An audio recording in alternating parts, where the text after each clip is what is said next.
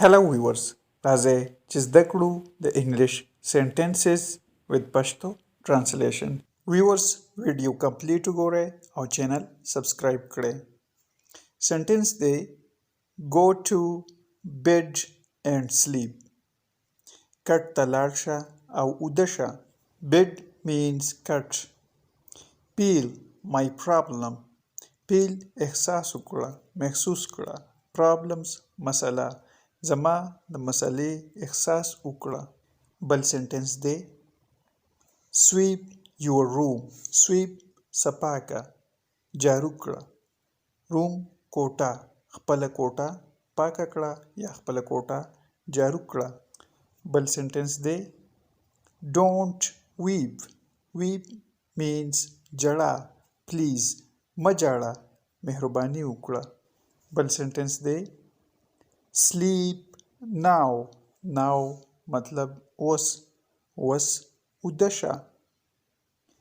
buy a new car. buy مطلب واخله، یو نوی موټر واخلئ. she is fine. fine مطلب ښه، هغه ښه ده. Ali is going past. past معنی ده تیز یا ګړندی.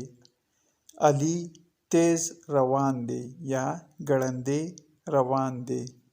بل سنټنس دی don't insult me. insult means انزال یا توهین کول. د دې مطلب شو ما انزال کړئ یا زما توهین مه کوئ. What about your study? Study means مطالعه. About مطلب په باره کې. ستاسو د مطالعې په اړخ. څه about په اړخ. It's perfect dear. perfect مطلب کامل. دا کامل دی ګرانه.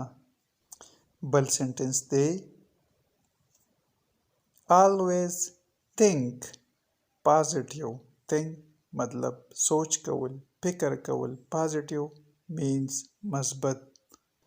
تل یا همیشه لپاره مثبت فکر وکړئ، مثبت سوچ وکړئ.